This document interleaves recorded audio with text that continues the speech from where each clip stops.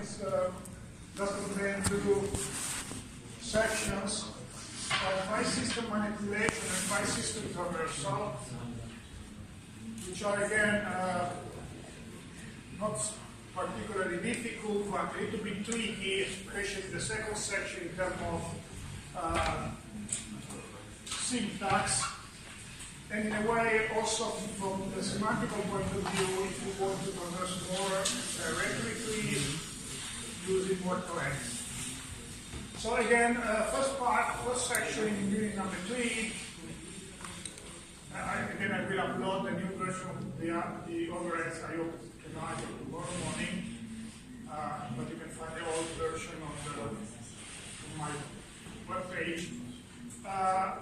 Does include the trivial operation, whereas the second part includes something a little bit more advanced, that is traversing a working directory. Something more advanced, but you may have seen already that with Professor Laface. Did you see DRM, something like that, the DRM call? Did you see how to visit the directory tree with Professor Laface in the Unix system? There is really a system call which is called DRM. No, sorry, you do see that for the first time. So the idea is to learn in this, let's say, hour or so, to manipulate a file system from a C program, which imply being able to create a directory and erase a file, move a file, copy a file, erasing a file, erasing a directory, and so on and so forth within a program. That is something like system management, okay? So like something in which you write programs to manage your file system and perform operations on the file system as someone else has done to create complex command shells, for example, like find, grab, sort. Now you can do that within your C program. After we have seen that, you can do that within your C program. So again, two sections. The first one on more trivial stuff, this part, and the second one on this part, a little bit more advanced. And you may easily, let's say, understand this part whose name those system calls have named that are easily connected to the meaning, whereas this part is something in a way new that is really traversing, visiting a directory tree as it was a file. So the idea, again, is the following one. First set of system calls. Delete file, obviously you can delete file from my program, just specifying the file name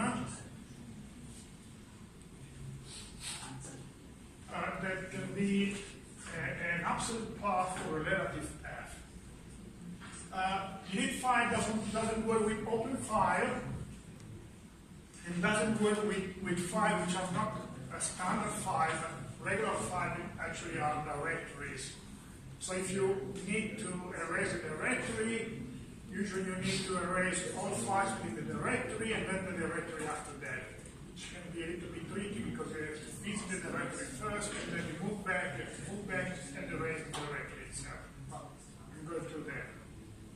Okay, you can receive, you should receive a value true back if everything was okay, or false otherwise, nothing else. You can also copy a file, two versions, the original one, older one, and the extended one. The extended one allows a couple of operations which are not allowed by this one, which actually are moving a file across different file systems, from A to C, from C to D, and so on and so forth, or actually, what else? Oh, actually, forgot.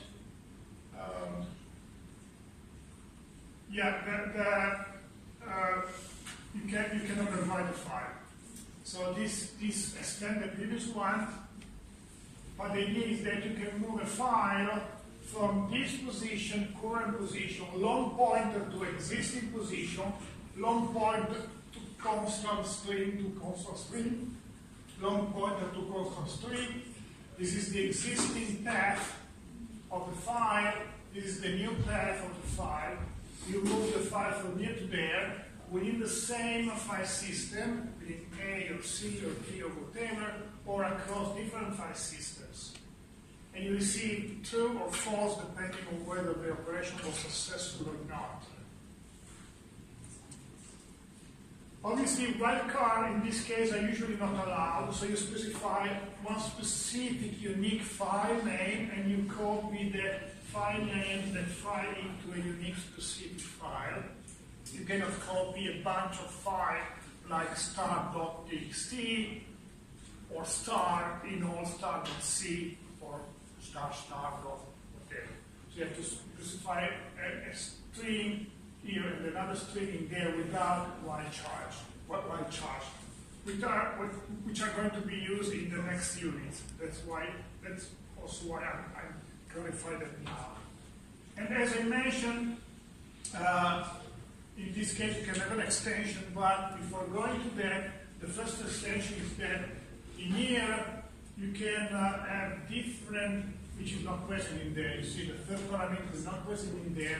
You can replace an existing file, so you can overwrite a file with this, not with that one. And we can, in a way, force the function to wait the fact that the file is entirely copied into the hard disk before moving on. They can be useful for security reasons.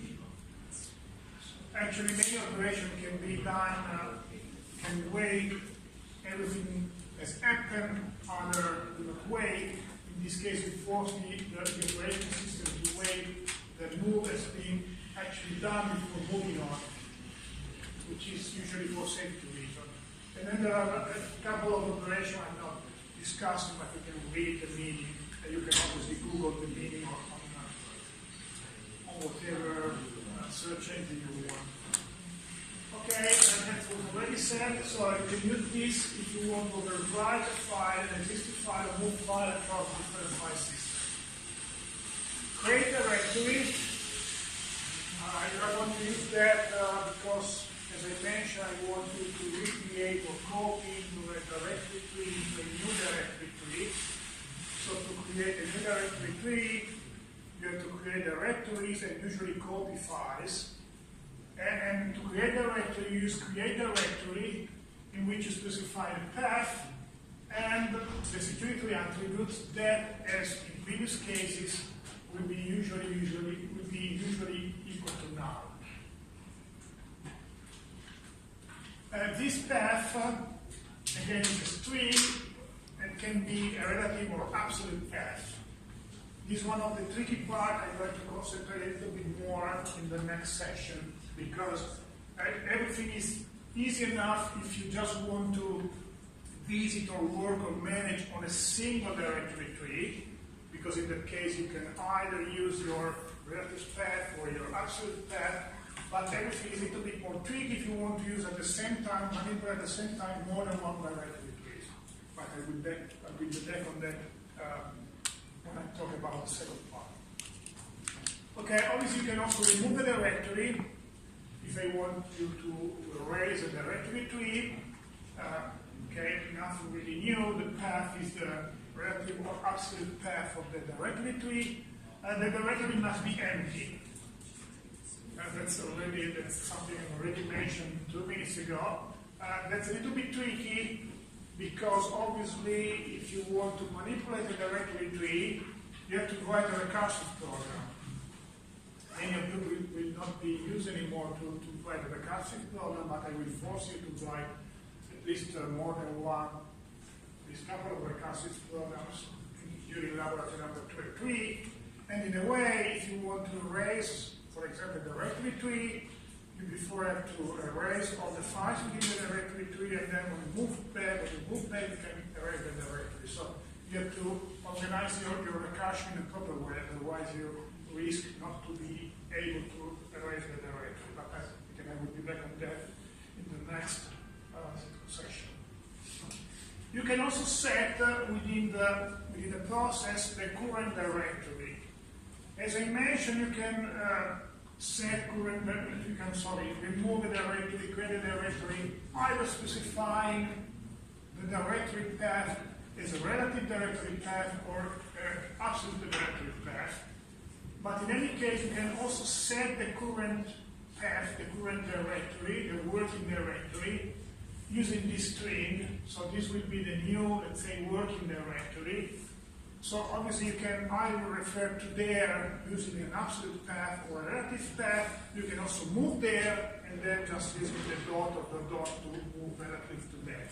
But again, I will clarify that because I'm going to make 3 or 4 examples of usage of everything, and I will clarify that when it's the proper time. Now it's a bit more confusing. But the idea is that that's important, and we'll back on that again. Each process has a unique current working directory, which implies that, again, I try to anticipate that, if you are writing a single thread process, and you want to work there, either you use a relative path, or you use an absolute path, or you move there. But if you are working with more than one thread, which implies that one thread they want to work there, another thread they want to work there, then you cannot either move there and there, you cannot move there and there at the same time. So in a way, you can move in one position, but the other thread has to use an absolute or relative path to the position on which you are at that moment. That's because there is this one unique working directory for the process. So setting the current directory usually works well for one single thread or one monothread process. This is not for multi-thread processes, so you have to pay attention to that. So in a way, current threads cannot set different directories. What they do, they have to be set. And that should be done with the proper synchronization, which implies doing stuff to do, so very often it's easier to use the other tricks. But again, I will be back on that in the next section. So I just mentioned several problems you may have during laboratory number 2 and laboratory number 3. Okay, you can also, that's already mentioned. Some are obvious. You can set the current directory, but you can also get the current directory. So you may know where you are within the file system and eventually moving from there. And this is another standard strategy as far as the Windows API is concerned, which implies not just specifying, the log pointer to the current directory string, log pointer to string in there, but also its length. So the idea is the following one. Get current directory should get the path, the current path, the working directory path back. So in a way, you should just specify this string, not this value. But obviously, the path can be pretty long, up to 256 characters, and even more if you specify something before setting the current path. So it can be huge. So in a way, this string can be insufficiently long. To be safe, many functions in the Windows API work this way. You specify the string and you specify its length, such that the operating system checks whether this length is sufficient and it returns a value which is correct or not, depending on whether it has been able to store within the string the path, the entire path or not. So in a way, you should specify the string in which the operating system, this function call should set the current path and its length to guarantee the operating system that it should be able to set within the string the right path, that it can be very, very long. Okay, so in a way, you set the string length, the string, and you should return back the actual string length if everything was okay, or 0. And if you get 0, now you know that the path was longer than the string. You should increase this string length, put a larger value, and retry. So that's the idea, okay? Questions? Okay, this is what you just said. Be sure that the buffer is really as long as you say it is. And the Windows uses this technique very, very often. Okay, this is the first example, but it's somehow trivial. The more complex example come in the second sections, in which I'm just setting and checking whether I set something and that something has been followed. So I'm setting a new directory and I'm trying to get the new directory back to verify whether the set new directory has worked or not. So in a way, I'm using a main which I'm receiving on the command line and the directory name on which I have to move. And then I use this name to have the new directory back, and this n as the string length. So what do? Trivially, I get the current directory, then I set the current directory, and then I should get the current directory back. So in a way, I'm checking where I am, and I'm saying, okay, I'm in here. Then I'm setting a new position within the directory tree. I may fail because I can try to set a position which doesn't exist actually in the current directory tree, in the current file system. And then I'm checking whether this set current directory has worked with the new get current directory. So when I'm printing something in here, I should see something the same, let's say, the same path I set in there. Okay, trivial, but a complete example on how to use get, name, ID, and so on and so forth. Okay?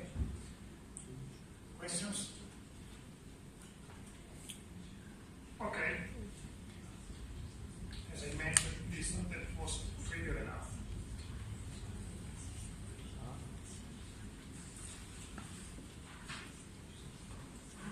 Okay.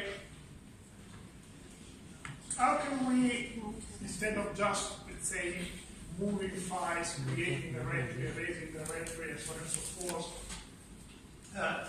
visit a directory tree, that is, visit a file system.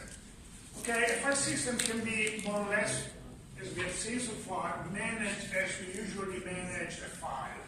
So we can, in a way, create a new directory as we create a file, copy in a way, or moving it into a directory as we move into a file, and so on and so forth.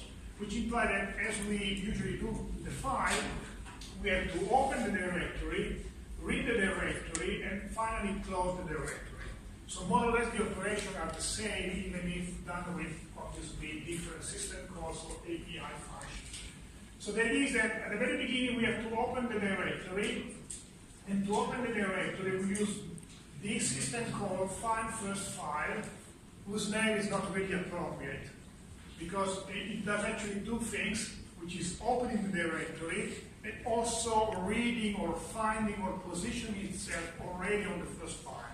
So it does two things. It opens the directory for reading, and at the same time start to read the directory, returning some piece of information on the first entry of the directory.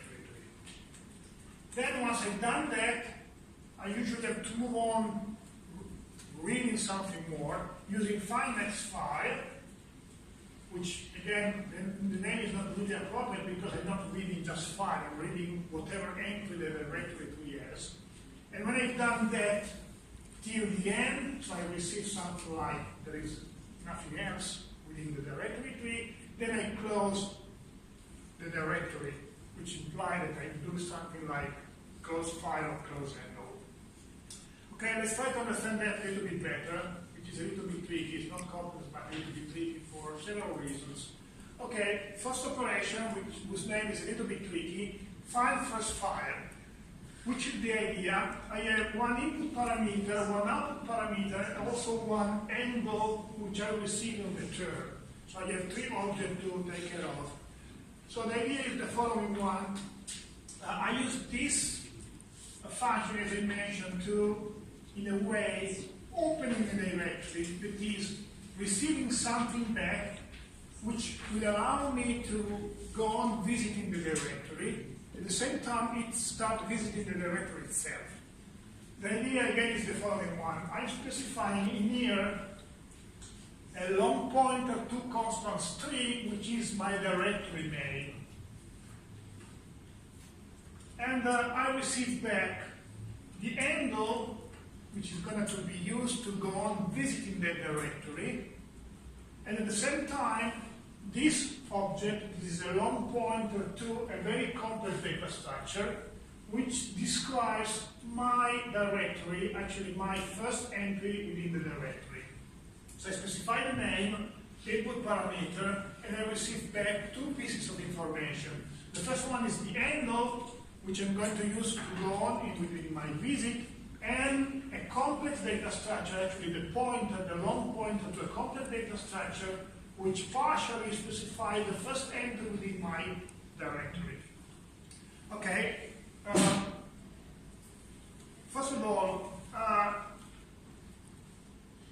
this object is usually a directory, as I mentioned, name, and can be, again, an absolute or relative path.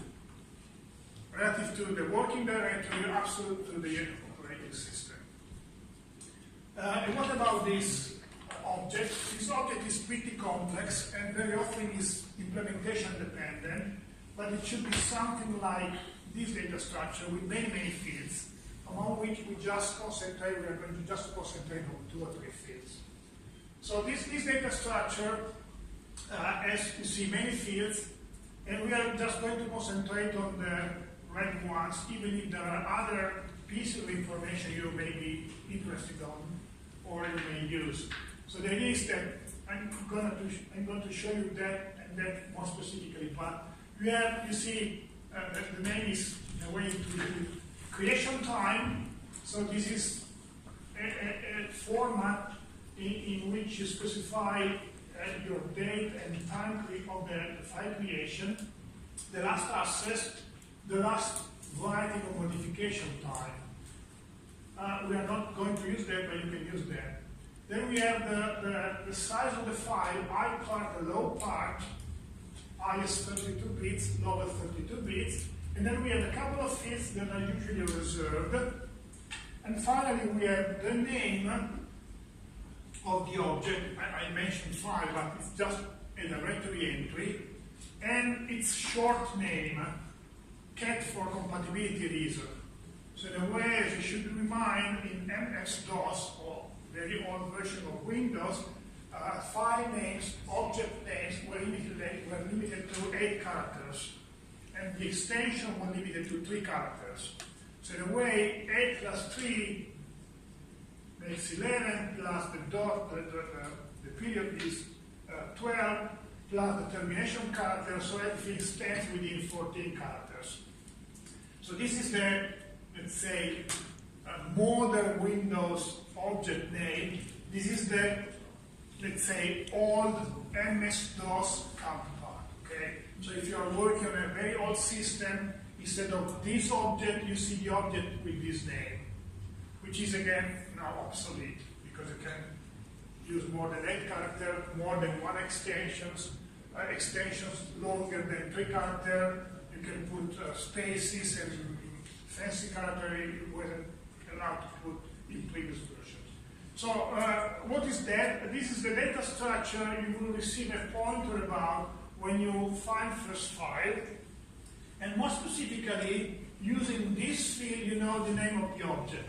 So the idea is that when you open a directory, so again I specify a directory name, relative path or absolute path, you open the directory, so you receive an handle back, and we'll talk about that later, but you also find this, you receive back this, the pointer to this structure, among which you have this field which specifies the object name, the entry name, and this one which specifies the type of object.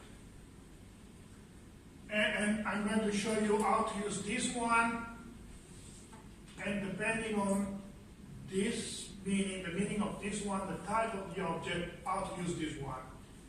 And I will do that with 2 or 3 examples, okay?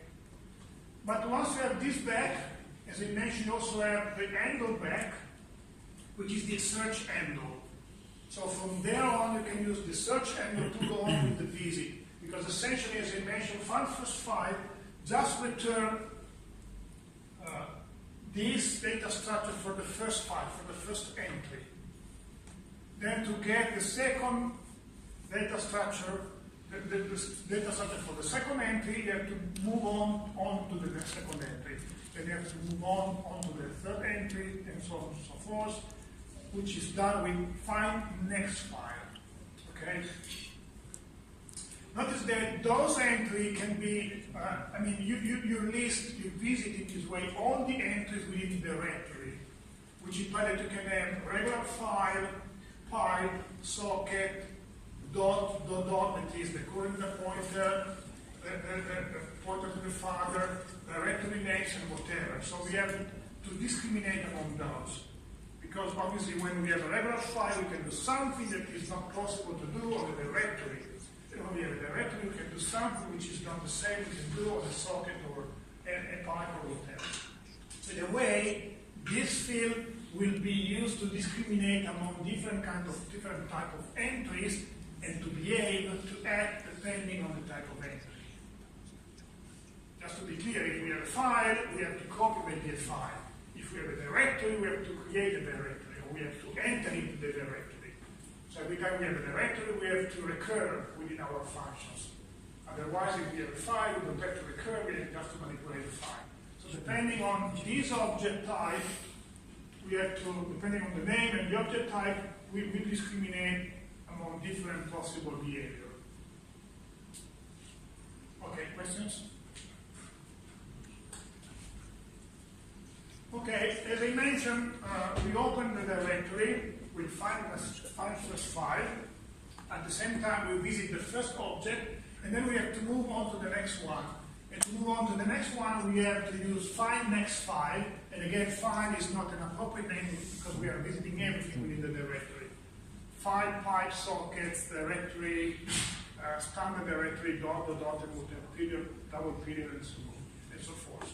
And in here, when we call this API function, we have to specify the handle we receive from the previous system call. So from the previous system call, find first file, we receive the handle. Now that handle is using there to go and visit in the same directory. So we visit the same directory and we receive a new pointer to the data structure we saw before for the new entry. And every time we issue a find next file, we move on to the next entry till we get something in return which is false, which tells us that we have done visiting the specific directory. So we find this file, then we find first file, then we find next file till we reach false. When we reach false, all the entries within the directory will be visited. Okay? When false is reached, then we close the file, find close, which implies closing the directory. Using the same handle we received from find first file. Okay? Notice that from the first time, it's sort of unique case, we have an handle, but we do not close the handle. Usually, as I mentioned at the very beginning, it is almost 2 months ago now, we have handles describing different sort of objects. For now, we have just seen file, but we are going to see different synchronization objects and so on and so forth that actually are managed through handles. And usually, when we have handles, we close the handle, we abandon the handle, we free the object using close handle. In this case, we do not do that, we find close, which is a sort of tricky part because it's unusual. Questions? Okay, a bunch of examples, if you like, of increasing difficulty. to set everything straight to prepare you for laboratory number 2 and laboratory number 3, if you like. It is manipulating a file system, in your case with a multi-threaded program, whereas in this case I'm presenting 3 examples of increasing difficulty, but mono-thread, with just one thread. So you will have to, in a way, generalize what I'm showing you for a multi-thread concurrent program. So first example, write a Windows 32/64 application which is able to receive a string as a parameter, and that string indicates a relative or an absolute path to a file system directory tree, and we want to visit the entire directory tree without recurring.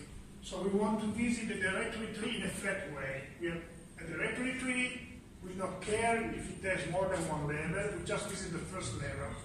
So we want to list all the entry points within the directory name, and eventually understand whether these entry points are file or directories, subdirectories.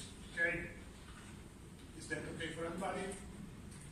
So, in this case, no recursion. We do not have to recur within subdirectories and subdirectories and so on and so forth. We just have to apply what we have just seen, putting everything in place together, need to work.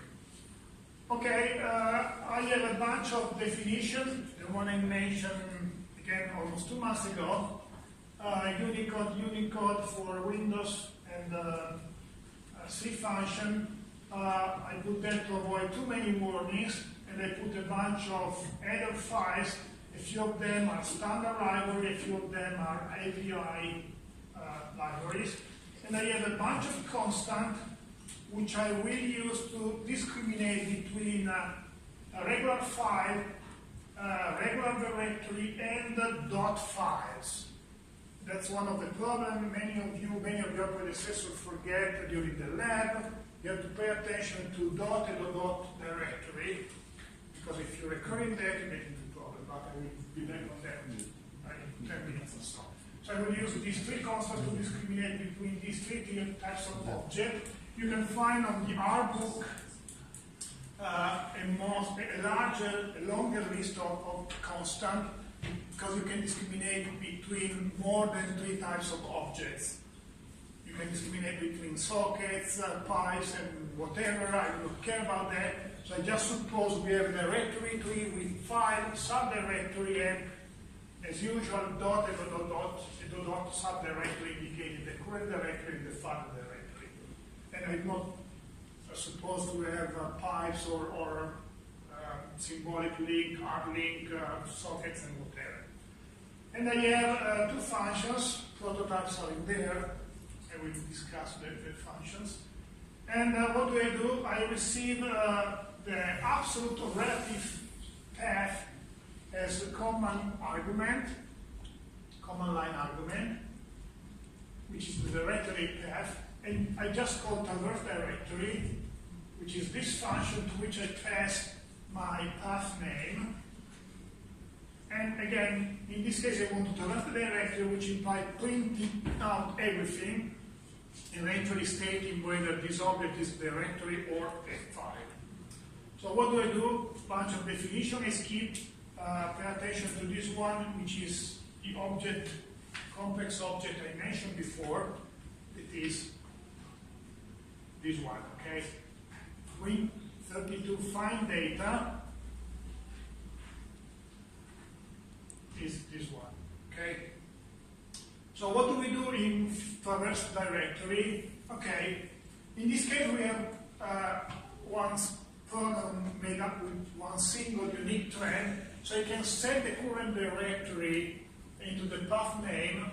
So I set the working directory into the new directory, and this one can be a relative path or an absolute path, but for now there is no problem.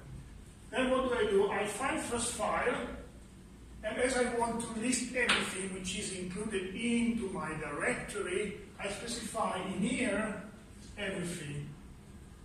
So I'm in the current directory specifying there everything, and I specify in find data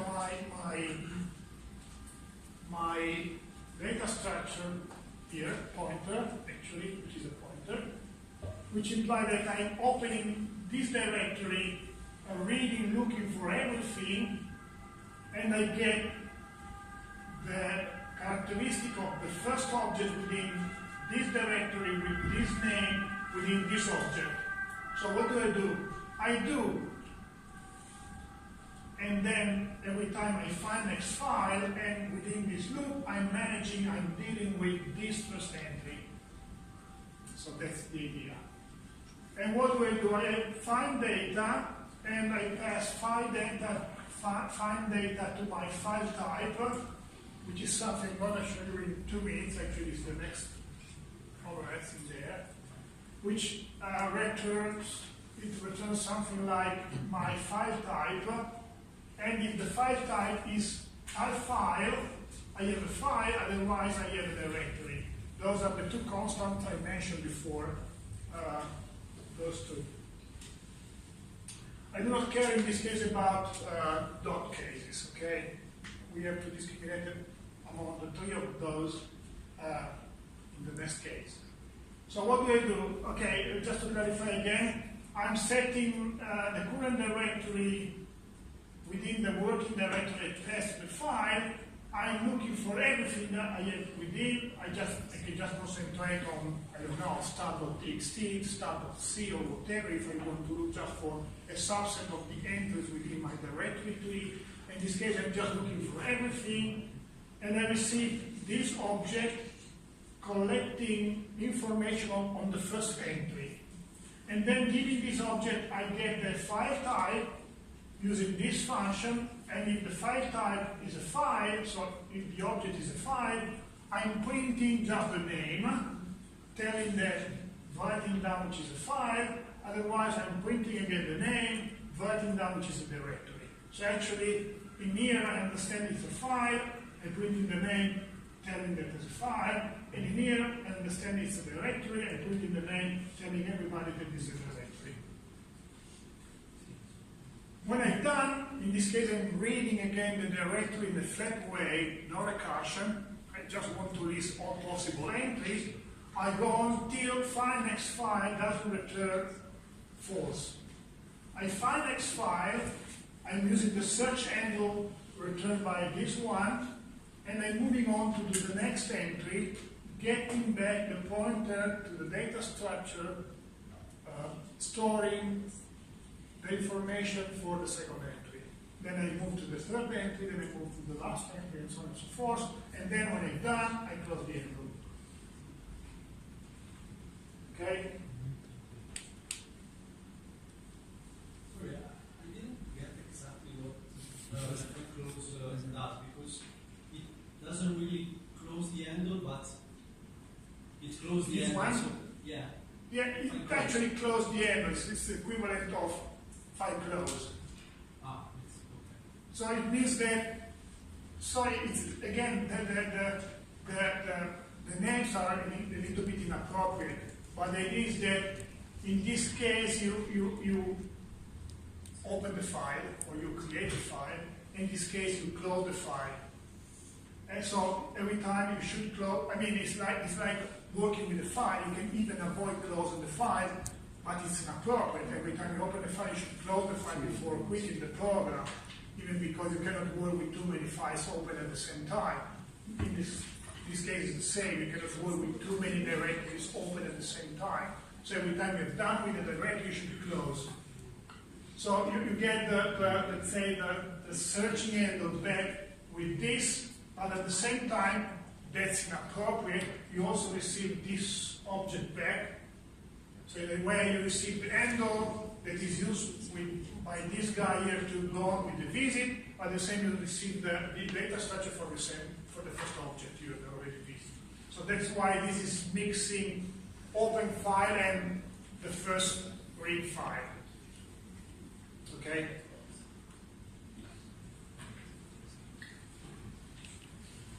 Okay, what does this function do?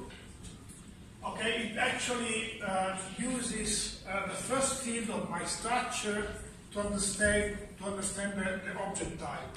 As I mentioned, the first field of the structure is this one, DW file attributes.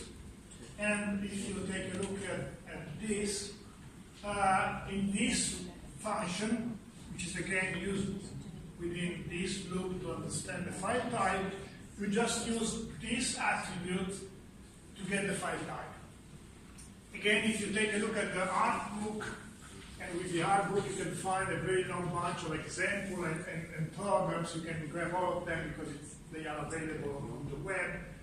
You can find a longer file type function, which again discriminates among different types of files.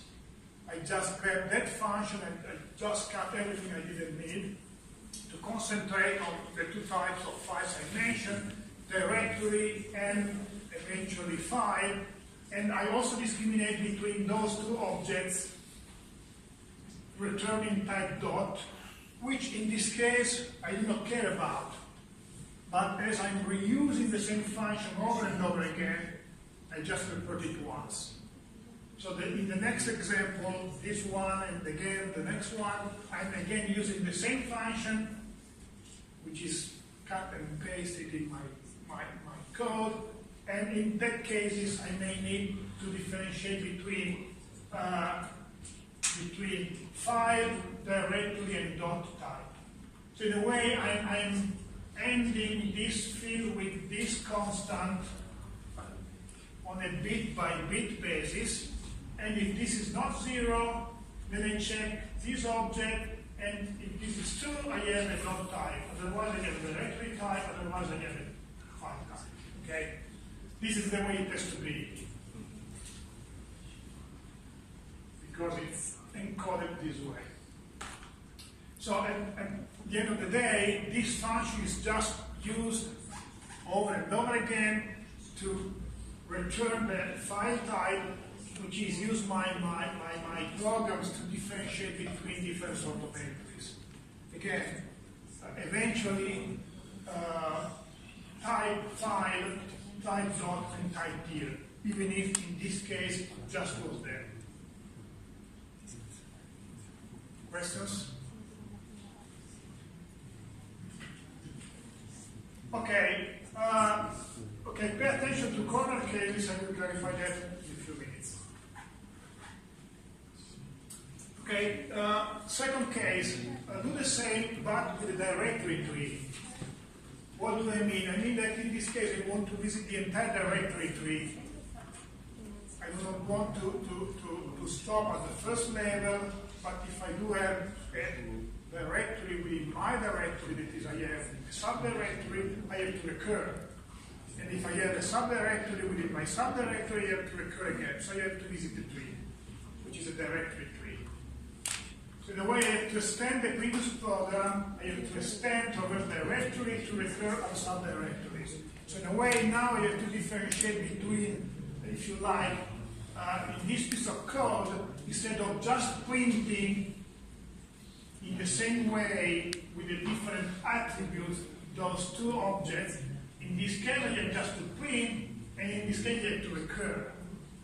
But in recur you have to pay, I have to take care of a couple of points that are important to avoid getting into trouble. The first point is avoid recurring on dot and dot,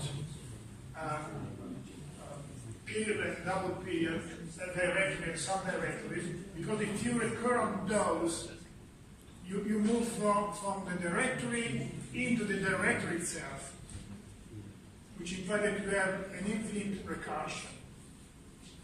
And if you do recur from the directory into the file directory, then from the file you end up recurring into the directory again, and also in this case you end up with an infinite recursion tree.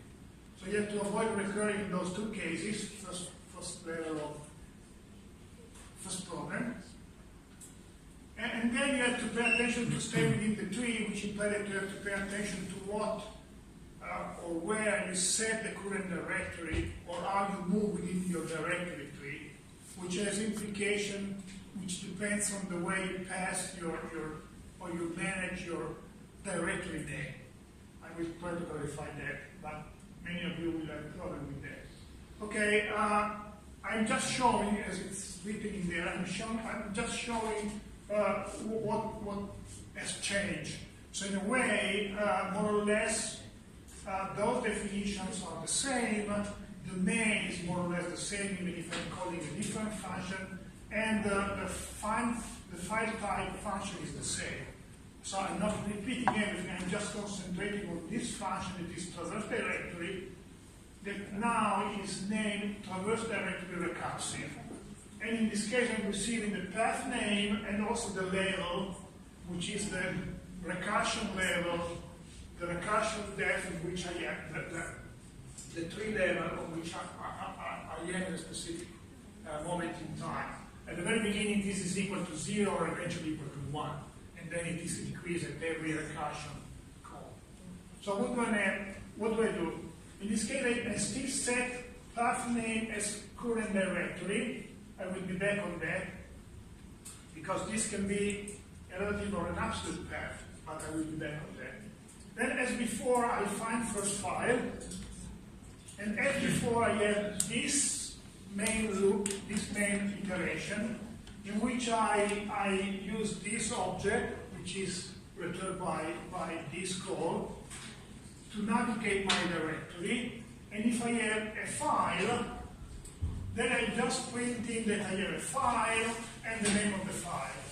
Those two lines are just used to use the level to print out a specific number of spaces to indent this printout, this message, which implies that I'm indenting what I'm printing, the more I get down, which implies that I see something on the screen that more or less represents my directory structure. Okay, so those two lines, are in there just to make the output nicer. Okay.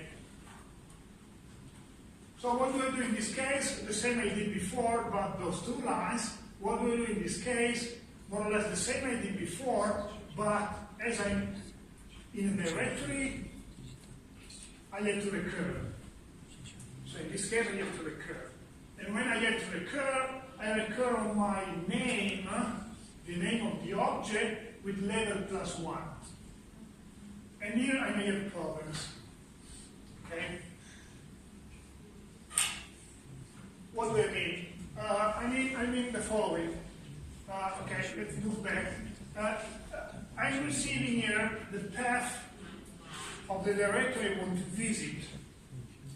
Then I in a way, find first file of this object, blah, blah, blah, I'm visiting, then I find a subdirectory, and when I find a subdirectory, I recur pass into the function the name of the object, which is the name of the directory I have to recur into.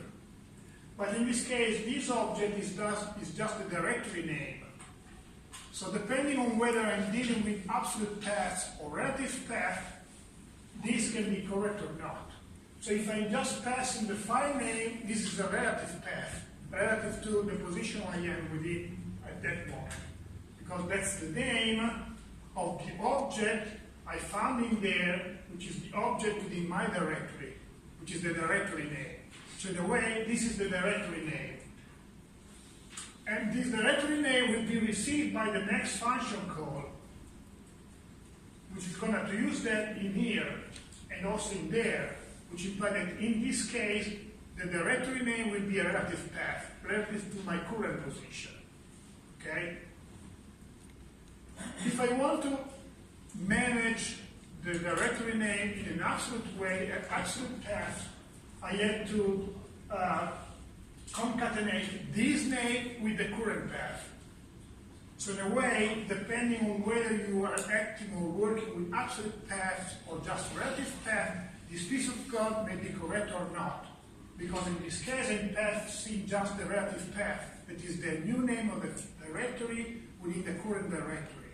If I want to pass the absolute path, I have to do what I got in there. I have to concatenate this object with the path I received at the current code, which is this name. I have to concatenate the two strings with a backslash to create a new absolute path on which I have to move. Does that make sense for everybody? So again, pay attention that in all my examples, you may be misleaded by my usage of this path name. There can be sometimes a relative path, sometimes an absolute path, but you have to pay attention because in this case, everything more or less should work eventually by concatenating the received path with a new path. But when you are working with more than one directory trees or more than one thread, that can be problematic. But I will be back on that in the next example. Okay? So the main difference, if you like, is that in this case, when I do recur, so when I find a directory type, I have to recur. But when I'm recurring, I have to pay attention to my directory name, which can be, again, a relative path or an absolute path. And moreover, I have to pay attention that I have to print out file type, I have to recur on directory type, but I do not have to recur on period and double period directories, okay? Questions?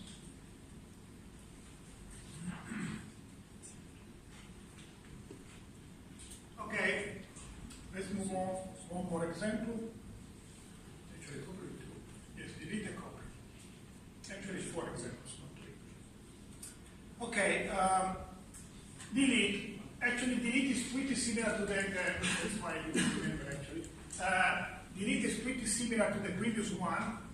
So just to remind you, first example, visit a flat directory. Second one, visit a directory tree. Now I want to delete a directory tree, which implies visiting and deleting.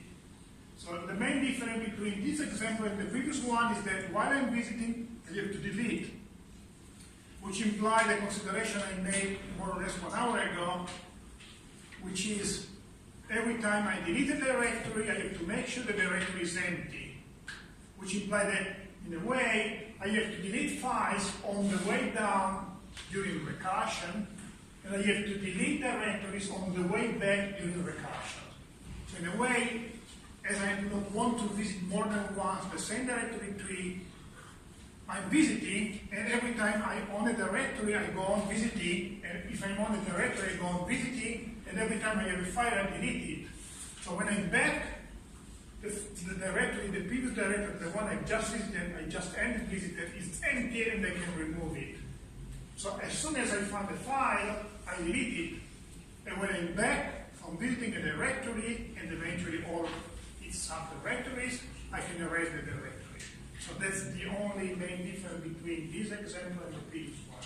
I use recursion as before, avoid recurring on period and double period directories, and avoid messing up with period and period directories, and avoid messing up with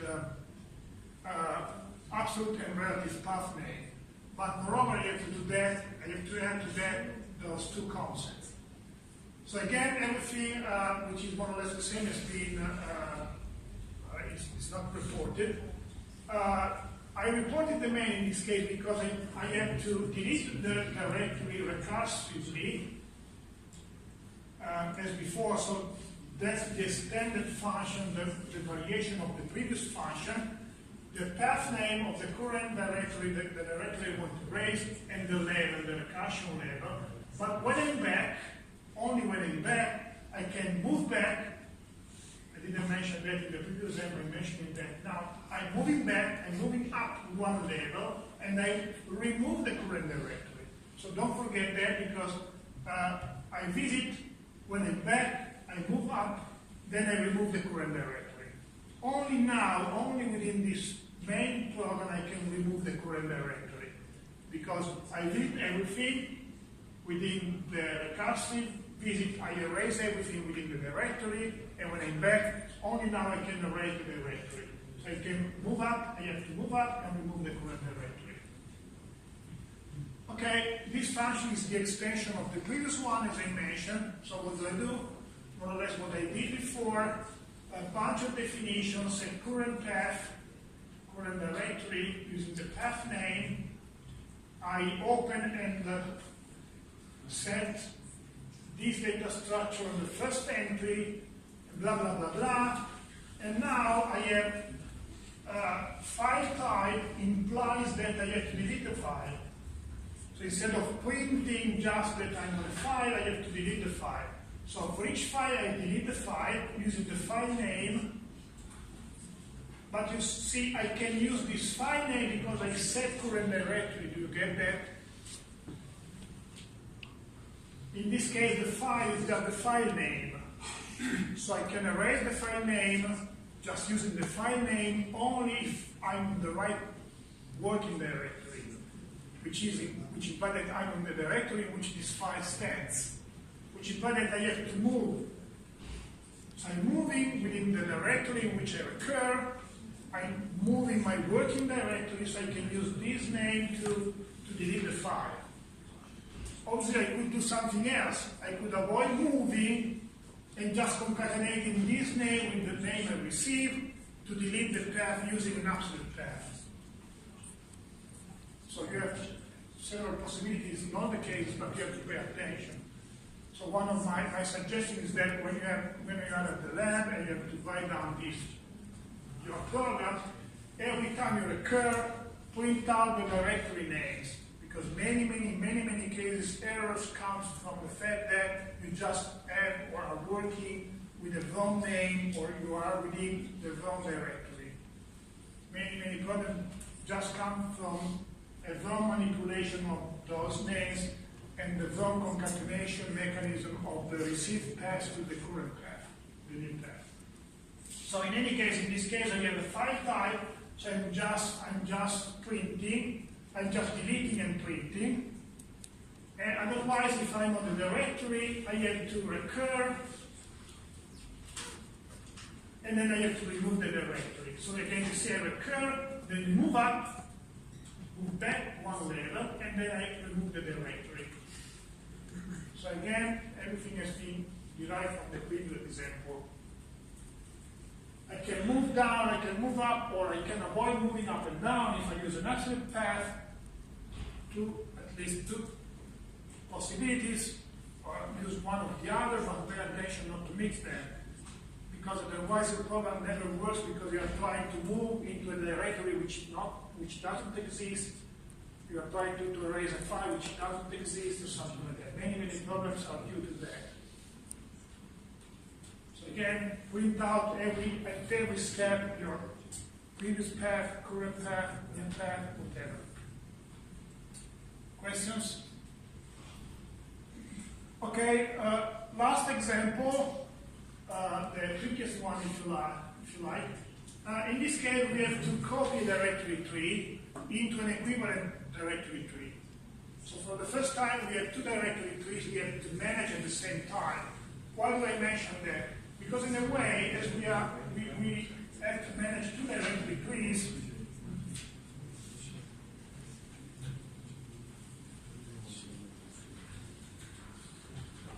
we need two paths. So we have one directory tree, the existing one, and we want to copy this directory tree into a new directory tree, which at the beginning doesn't exist. So in a way we have the source path, and the destination path. Now, using that sort of set current directory trees doesn't work for both of them.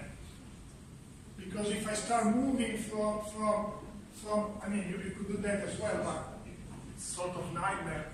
I mean, what do I mean? I mean the following. In the previous example, I was here, then I moved, for example, there, then I moved there, then I moved there, blah, blah, blah, then I moved backward and then down in here. And I did that with set current path. If you try to do that in here and as well in there, because everything is equivalent to that, but the source path is is not the same as the destination path, so the entire string is different, you risk to mess up things badly.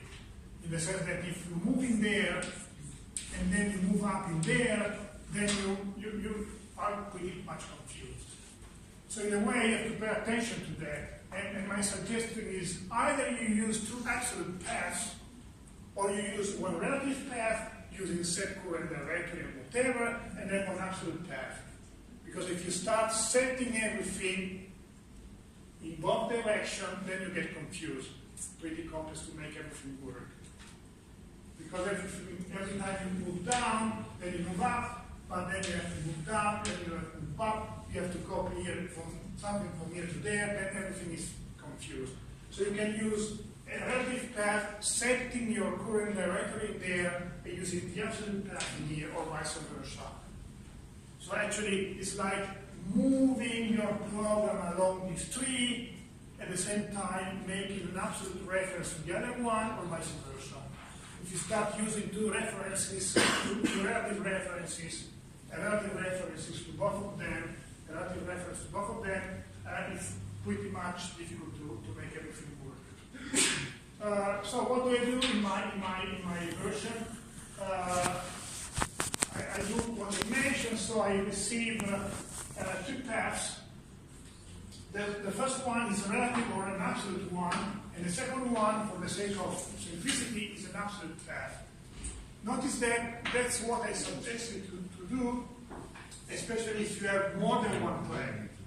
As I mentioned, if you have more than one thread, set current directory doesn't work well, because set the current directory in a unique way for the entire process.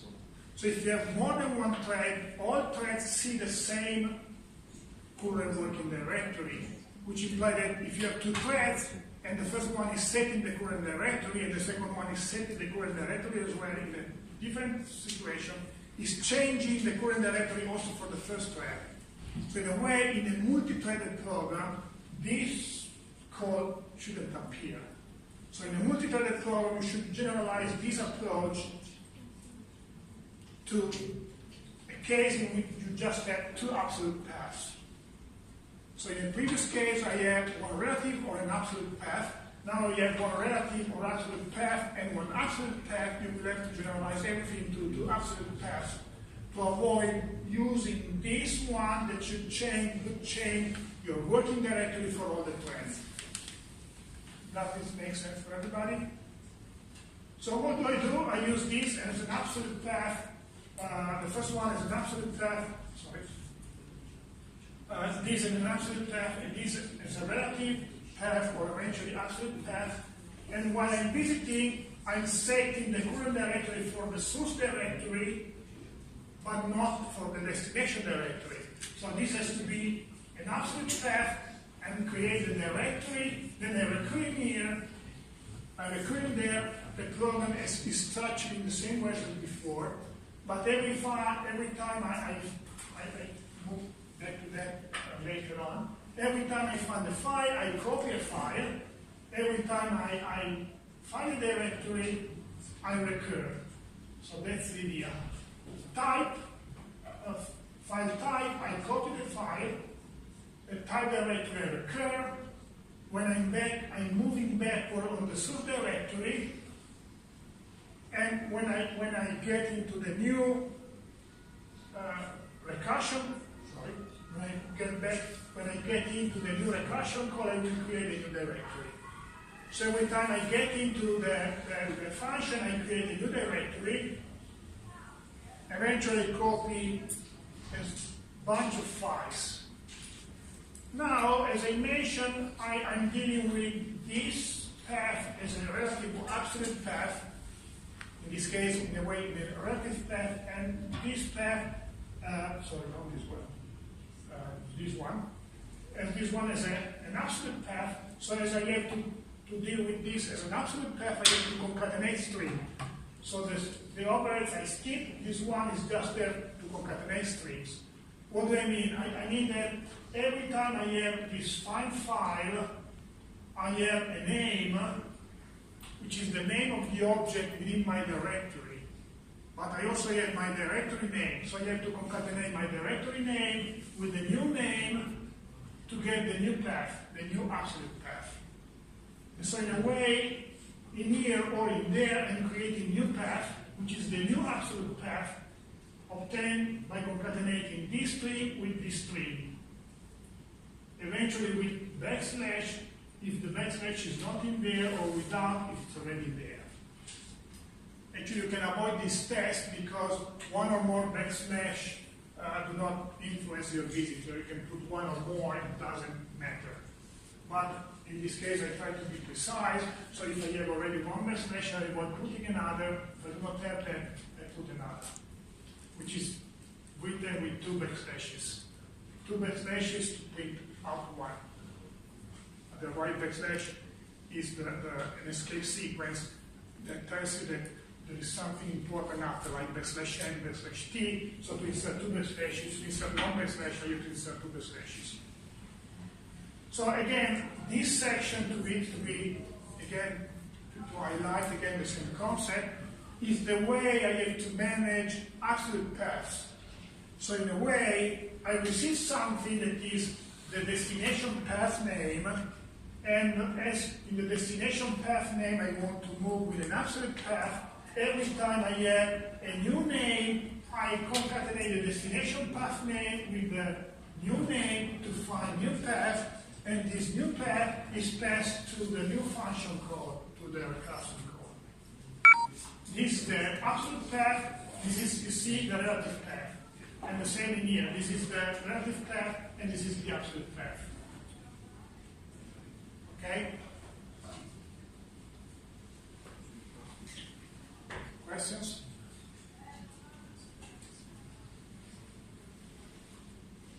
Sure? Okay, see you on Wednesday at the lab. I will be there I will be at the lab from here on.